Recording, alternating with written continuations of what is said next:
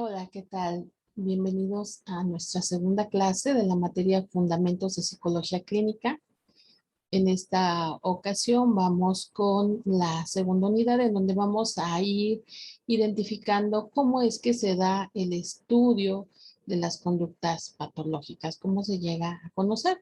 Pero antes de esto me gustaría que hiciéramos un breve repaso de lo que vimos la sesión pasada. Recuerden ustedes que dijimos que en el mundo cotidiano estamos rodeados de infinidad de situaciones en donde las personas pues llegamos a mostrar conductas patológicas. Estas conductas patológicas pueden presentarse en algunas ocasiones por periodos relativamente cortos, en algunas otras ocasiones por periodos pues más extensos, también por diferente grado de intensidad. Finalmente, en algún momento de nuestra vida, pues estamos, mm, em, estamos ante la situación de caer en una conducta patológica. Y que el profesional de la salud que abarca este tema, pues entre otros, como vamos a ver el día de hoy, es el psicólogo clínico, quien a lo largo de su formación y constante actualización una vez que ha terminado los estudios universitarios, necesita estar actualizándose constantemente, que es uno de los puntos con los que vamos a concluir la sesión de hoy. Decíamos que los psicólogos somos científicos que debemos de tener mm, la habilidad de identificar pues, circunstancias muy especiales. Debemos de recurrir, de acuerdo a lo que vemos en la imagen, a diferentes técnicas y métodos para obtener información de nuestros pacientes y de esta manera hacer una valoración de cuál es la mejor, el mejor tratamiento que podemos darle a nuestros eh, pacientes, a nuestros clientes, ¿no?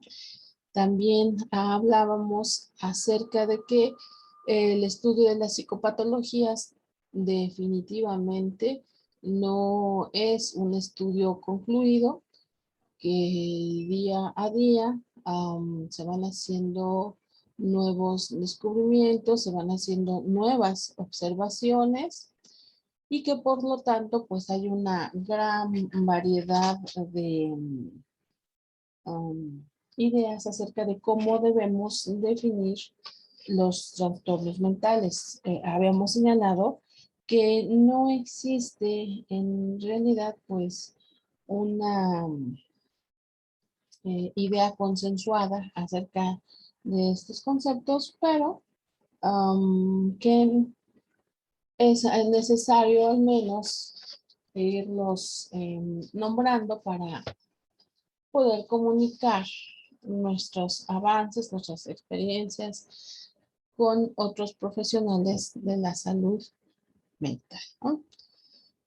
Ok, hasta aquí entonces el repaso de nuestros temas manejados la sesión pasada. Ya nada más para ir finalizando, pues, tomar en consideración la definición que vamos a tomar como un trastorno mental, de acuerdo a lo que identificamos en la pantalla, pues lo vamos a llamar síndrome patológico, que va a estar constituida por una serie de situaciones, nos dice en la imagen. Un trastorno mental se concibe como un síndrome psicológico conductual clínicamente significativo que ocurre en un individuo y que se asocia con malestar o incapacidad, con un riesgo importante de sufrir muerte, dolor, incapacidad o pérdida de la libertad. Decíamos que un síndrome pues es un conjunto de síntomas y que los síntomas eran indicadores de que existía un problema. ¿Cuáles podrían ser estos síntomas? Bueno, pues hablábamos del sufrimiento. Si la conducta patológica le causa sufrimiento a la persona, ahí debemos de poner nuestra atención. o también se le genera inadaptación, desviación, aquí, rompimiento de las reglas culturales, rompimiento de las reglas en donde el sujeto se inserta, incomodidad social o también irracionalidad imprevisibilidad. Cualquiera de estas circunstancias serían síntomas que tendrían que ponernos en alerta acerca de la posible presencia de una psicopatología. Muy bien, bueno. Ahora vamos a hablar sobre los aspectos culturales de lo que llamamos anormalidad. Este es un punto también muy importante a considerar, ya que como lo está señalando el título, cada cultura y por lo tanto también cada, cada momento histórico tiene las reglas de lo que va a ser considerado como normal y anormal. Los estudiosos de los trastornos mentales, de las conductas patológicas, han identificado que, por ejemplo, no en todas las culturas existen palabras para definir estas conductas patológicas. Por ejemplo, hay algunas sociedades, como por ejemplo las culturas originarias del norte de América, que no tienen una palabra para referirse a los estados deprimidos. Dentro de su estructura cultural no existiría la depresión. Sin embargo, es aquí muy importante señalar que esto no quiere decir que entre las personas de estas etnias no exista la depresión. Sí, sí existe la depresión, pero no es reconocida como tal. En algunos casos, por ejemplo, las personas pueden referirse a estos estados depresivos, pues como situaciones fuera de lo normal, quejas que tienen que ver con dolores en algunas partes del cuerpo, tal vez desánimo, pero no consideran a la depresión como tal, ¿no? Y entonces ahí, pues obviamente los profesionales de la salud empiezan a toparse con algunas dificultades. Ahora bien, como decía yo anteriormente, es posible encontrar ciertas formas de patología en algunas culturas y que no se encuentran presentes dentro de otras culturas. El texto que estamos utilizando de base nos trae como referencia un trastorno que sufren algunos jóvenes de varias culturas asiáticas. Por ejemplo, un síndrome que se hace llamar coro, que es un tipo de ansiedad que sufren estos chicos y que tiene que ver con un gran temor que empiezan a sentir ellos cuando alguna parte de su cuerpo es visiblemente más sobresaliente y que en algunas ocasiones puede ser inclusive el pene. Ellos se sienten preocupados de que esta parte del cuerpo empiece a reducirse e incluso llegue a desaparecer. ¿Se dan cuenta?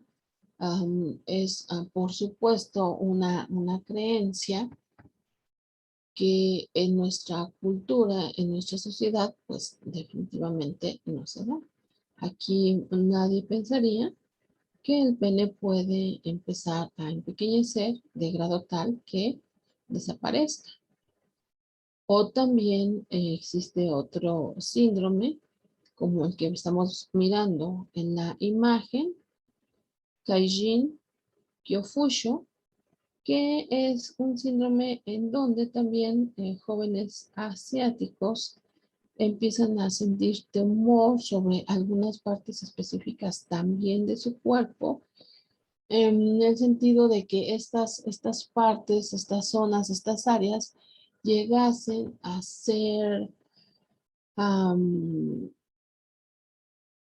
avergonzar o a ofender, llegasen a ser ofensivas para el resto de la población. Un ejemplo, pues, sería el olor corporal, ¿no?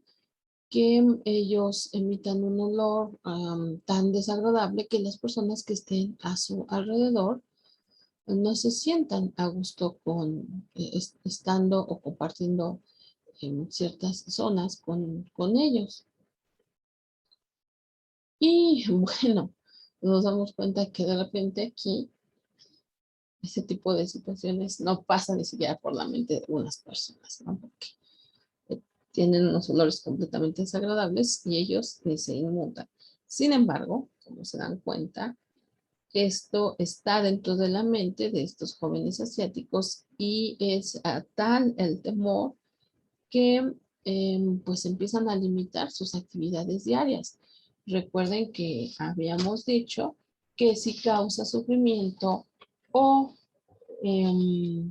que si limita, si incapacita a la persona para cumplir con sus actividades diarias, entonces se está convirtiendo en un síntoma de un problema, se está convirtiendo en síntomas de un problema patológico. Y así podríamos pasarnos el tiempo hablando de ejemplos de cómo en otras culturas pues se encuentran algunos trastornos que dentro de culturas diferentes no van a ser considerados, es más, ni siquiera van a ser pensados, vamos a decirlo así. Entonces con esto pues podemos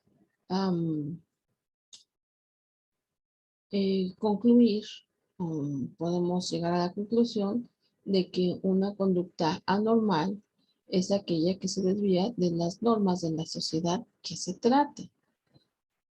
Si la cultura o el grupo cultural en el que está inserto la persona lo toma como algo desagradable, puede ser empezado a considerar como una patología.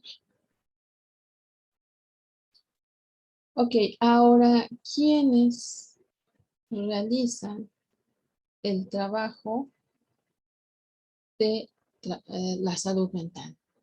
¿Quiénes conforman el equipo de salud mental? Bueno, lógicamente esto también va a estar limitado al lugar, al país del que nosotros estamos hablando. Lógicamente, cuando el país se encuentra en vías de desarrollo, pues desgraciadamente en muchas ocasiones no se cuenta con equipos multidisciplinarios como lo puede haber en países europeos o en Estados Unidos, que como vamos a ver ahorita, estos territorios, estos lugares, sí conforman equipos multidisciplinarios, es decir, equipos de personas que pertenecen a diferentes campos de la salud y que juntos pueden ofrecer una gama muy amplia de ayuda a los clientes, a los pacientes. En en muchas clínicas, el diagnóstico y la evaluación requiere forzosamente la intervención de varias personas que desempeñen diferentes roles, diferentes papeles para poder recoger datos que permitan una adecuada evaluación y diagnóstico de la situación del paciente. Como vemos, por ejemplo, en la imagen, pues obviamente tenemos en primera instancia al psicólogo clínico, que obviamente entre mayor sea su grado de especialización, pues mayores posibilidades tiene de intervenir en las diferentes conductas patológicas que pudieran mostrar los pacientes. Entonces, el psicólogo clínico, pues, preferentemente debe de tener especialidades en psicología, em, que puede ser en psicología clínica o en psicología de la investigación, em, preferentemente tener, pues ya, experiencia en este rubro, ¿no? También vamos a encontrar dentro del equipo profesional que nos ayuda a manejar los trastornos mentales al psiquiatra. Los psiquiatras, recuerden ustedes, son doctores en medicina que tienen ya al menos unos 3 años de residencia en hospitales psiquiátricos o cuando menos en centros de salud mental. En algunos hospitales, en algunas clínicas puede haber asesores psicológicos que puede ser alguna persona que también tiene algún tipo de especialidad en psicología, puede ser como por ejemplo farmacología, em, terapia de pareja, terapia para adolescentes, ¿no? Especialidades ya que están encaminadas a la ayuda de este tipo de pacientes. Por supuesto, enfermeras psiquiátricas que pues lógicamente tienen una especialidad en el cuidado y tratamiento de los pacientes psiquiátricos. Hay algunos otros tipos de personal de la salud médica, como por ejemplo terapeutas ocupacionales, que son psicólogos, pero que tienen alguna especialidad precisamente en terapia ocupacional y que por supuesto que ayudan a los pacientes que tienen este tipo de situaciones. Psicoanalistas, trabajadores sociales o trabajadoras sociales y pues algunos otros psicólogos generales que bien pueden aportar um, o ayudar, apoyar a estos profesionales que tenemos aquí en la imagen, ¿no? Muy bien, continuemos ahora. Es importante ir identificando otros términos interesantes, otros términos importantes en este tema, como lo va a ser la prevalencia y la incidencia, dos conceptos importantes. Pero antes necesitamos identificar un concepto que, bueno, ahora con estos problemas que hemos tenido en los últimos meses con relación al COVID, pues esto se convierte en una palabra que pues ya prácticamente es de uso cotidiano y es epidemiología, ¿no? Epidemia. Ya sabemos nosotros que la epidemiología es el estudio, obviamente, de las epidemias. Y bueno, yo sé que esto puede ser muy tautológico, pero de acuerdo a lo que tenemos en la imagen, nos dice que es el estudio de la distribución de las enfermedades, trastornos o conductas relacionadas con la salud pública en un grupo determinado. Fíjense bien la definición. Distribución de las enfermedades. Claro que como lo que nos ocupa son las conductas patológicas, pues entonces la distribución de las enfermedades, de los trastornos.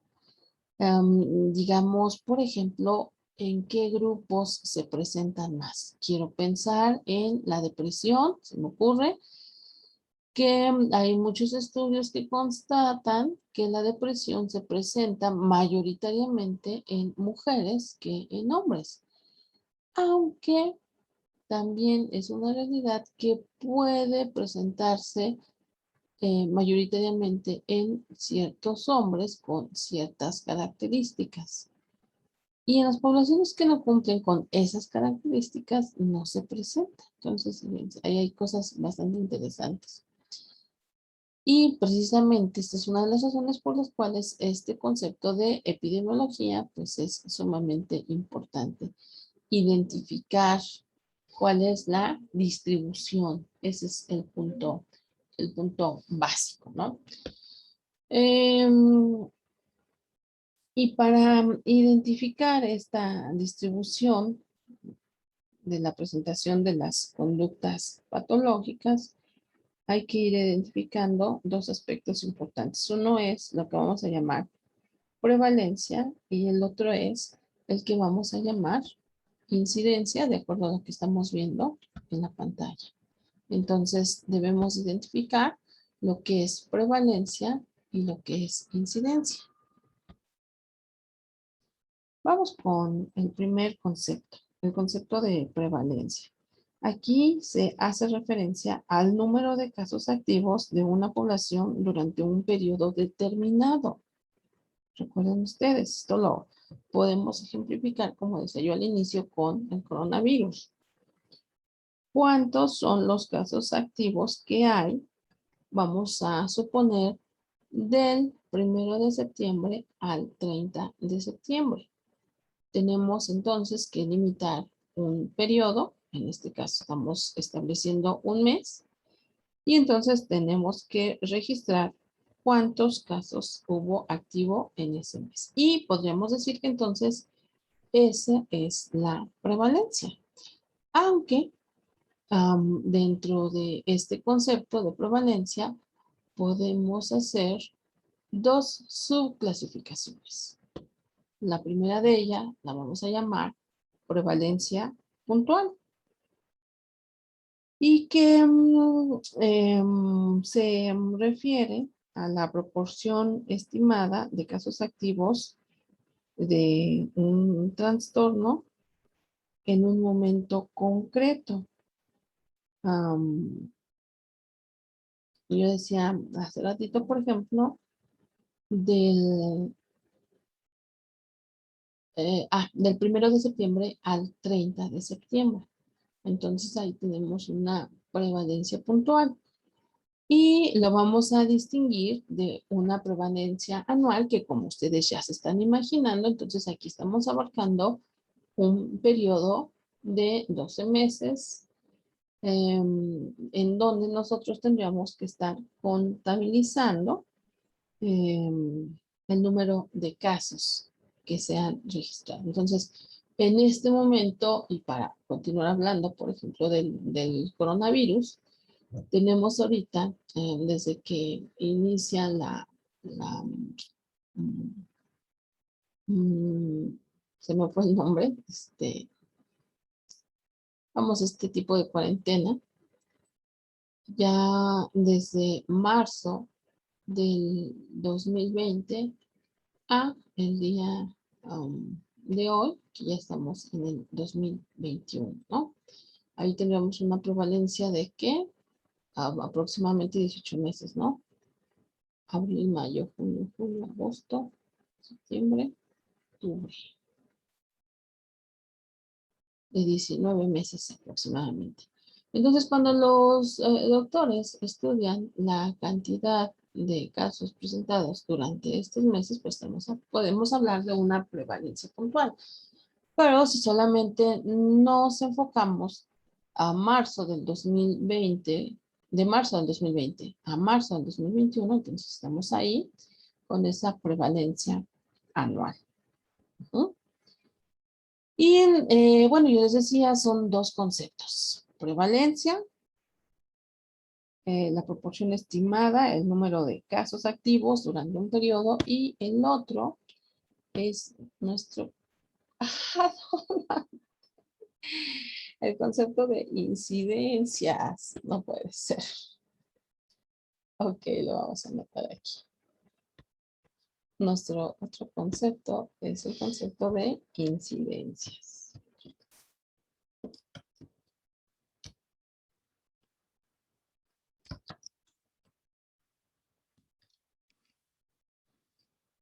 Ok, concepto de incidencia. ¿A qué vamos a llamar incidencia? Bueno.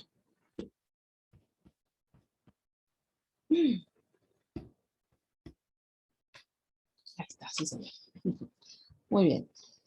Nos referimos al número de casos nuevos que se van a producir durante un periodo de tiempo determinado.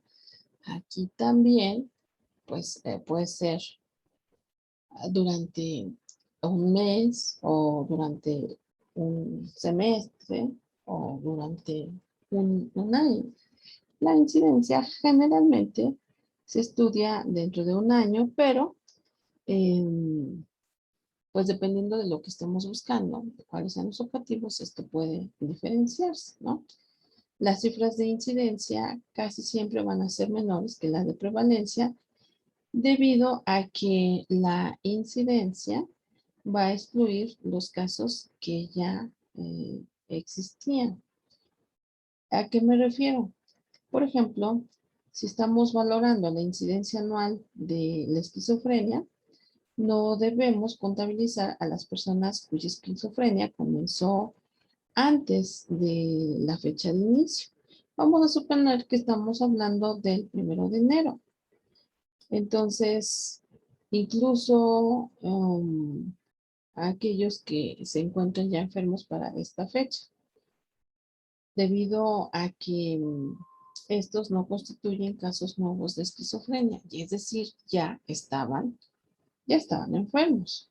Por otra parte, alguien que se encontraba bien antes de ese periodo, pero que durante este año determinado, pues ha comenzado a desarrollar esa patología de esquizofrenia. Entonces, estos van a incluirse dentro de nuestra estimación de incidencia. Bueno, entonces aquí vamos a anotar casos.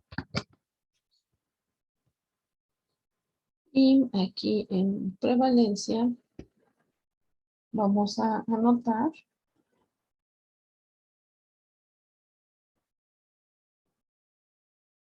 casos activos, casos activos.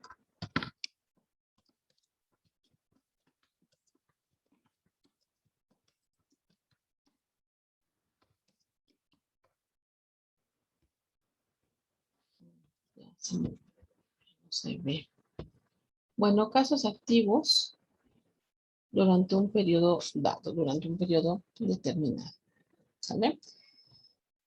Ahí tenemos entonces estos dos conceptos, el concepto de prevalencia y nuestro concepto de incidencia. Y lógicamente, como ya se imaginarán ustedes, pues ambos términos son importantes para tomar en consideración el número de casos que existen.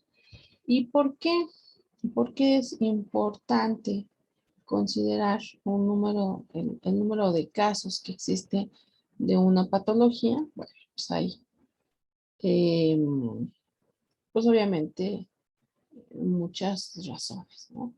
Porque necesitamos, por ejemplo, prevenir, pero también necesitamos, pues, hacer frente a estas situaciones y entonces, pues, necesitamos saber cuántas personas dentro de un grupo tienen estas problemáticas, tienen estas conductas patológicas.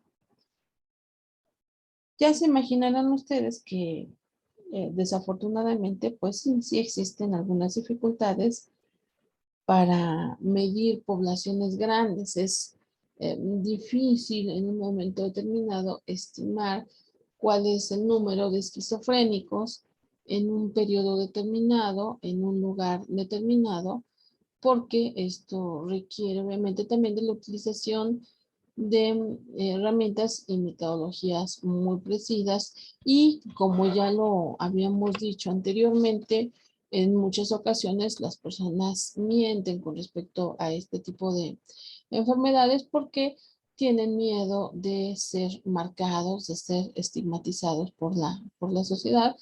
Entonces, cuando se levantan censos para conocer la densidad de población que existe con problemas psicopatológicos, pues nos damos cuenta que muchos van a mentir, muchos van a buscar ocultarla y inclusive también, cosa extraña, pero si sucede, habrá personas que mientan sobre su situación y siendo personas relativamente sanas o relativamente normales, mm, hagan referencia a estar padeciendo por alguna psicopatología.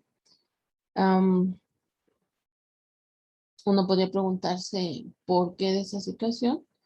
Bueno, pues muchas ocasiones es para obtener, mejor dicho, atención, ¿no? Imagínense. Entonces, sí, es un poco complicado eh, conocer cuáles son los casos reales. Um, Entre más grande es la población, pues obviamente mm, más complicado es obtener datos reales, datos verdaderos.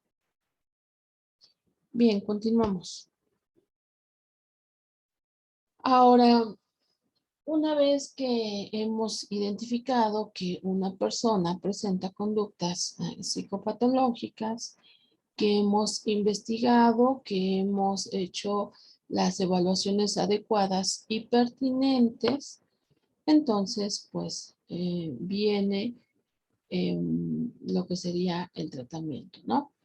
Pero yo decía hace ratito, pues es importante eh, poderlo descartar con respecto a otras condiciones o a otras situaciones, ya que también es una realidad que en muchas ocasiones los pacientes negarán que presentan estas psicopatologías. Yo decía hace ratito que la gente busca esconder estas situaciones porque pues teme ser señalado, ¿no? Por la sociedad, por su grupo primario y en muchas ocasiones pues no señala lo que tiene que señalar, ¿no? No nos dice lo que tiene que decir. Ok, otro punto importante a considerar en las cuestiones de los tratamientos, pues son aquellas que eh, tienen que ver, de acuerdo a lo que vemos aquí en la pantalla, tratamiento externo.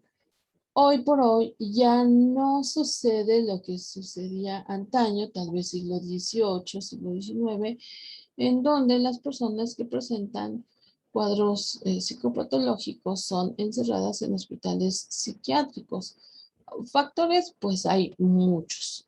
Por ejemplo, el hecho de que los recortes presupuestales que se dan a nivel mundial, los recortes presupuestales no son exclusivos de nuestro país, sino que se dan en todo el mundo. Bueno, pues estos recortes presupuestales traen como consecuencia la dificultad para atender el número de clínicas necesarias para las poblaciones en términos generales. Esto no es exclusivo de nuestro país o de Estados Unidos. A nivel mundial se observa grandes limitaciones en las clínicas psiquiátricas. Muchas ocasiones también viene la tercera situación. Aquí la vamos anotando, que tiene que ver con el tratamiento interno. También la cuestión del tratamiento interno, pues ya es diferente a lo que sucedía tiempos pasados. En la actualidad se han descubierto una amplia gama de tratamientos que ayudan a decrementar las hospitalizaciones, de tal suerte que el tratamiento interno pues ya ha ido disminuyendo. Hay algunos otros factores, como por ejemplo el coste de estar recluido en un hospital psiquiátrico. Antaño, los hospitales psiquiátricos pues estaban a cargo de órdenes religiosas. Después, específicamente aquí en nuestro país, en México, tras las leyes de reforma durante los gobiernos de Benito Juárez y Lerdo de Tejada, debido a los cambios que se hicieron con relación a las actividades de los religiosos en nuestro país, se les quitó la potestad de tener a su cargo hospitales, tanto hospitales psiquiátricos como hospitales para enfermedades somáticas. Y entonces esas actividades quedaron precisamente a cargo del gobierno. Sin embargo, pues ya todos sabemos que los tratamientos dentro de las clínicas psiquiátricas gubernamentales, pues tal vez no son como lo mejor, ¿no? Y bueno, muchas personas, sobre todo las que tienen poder adquisitivo, buscan recluir a sus familiares en hospitales privados, pero, aquí esto es muy importante, también es una realidad que estos hospitales suelen ser muy caros. ¿Por qué? Los hospitales privados, porque finalmente tienen profesionistas muy especializados. Esto eleva el coste de la hospitalización. Y si decimos, o si hablamos de lo que decíamos hace ratito, también la farmacología pues ha avanzado a pasos agigantados, de tal suerte que muchas patologías que antes no tenían, digamos, una forma de limitarse o de manejarse, en la actualidad ya no es así. En la actualidad los avances, los descubrimientos nos pueden conllevar a este, simplemente utilizar medicamentos sin la necesidad de recurrir a un centro hospitalario, ¿no? Pero bueno, hasta aquí dejamos este tema el día de hoy. En la próxima clase vamos a comenzar a ver todo lo que tiene que ver con la investigación en la psicología clínica, cuáles son las fuentes de información para las personas que se dedican a investigar, cómo se establecen hipótesis, cómo se dan los muestreos, la obtención de información, la contrastación de grupos de criterio y grupos de control, así como cuáles son las estrategias y las expectativas versus a las perspectivas que hay en la psicología clínica. Agradezco mucho su atención. Estamos en contacto y nos vemos por Zoom.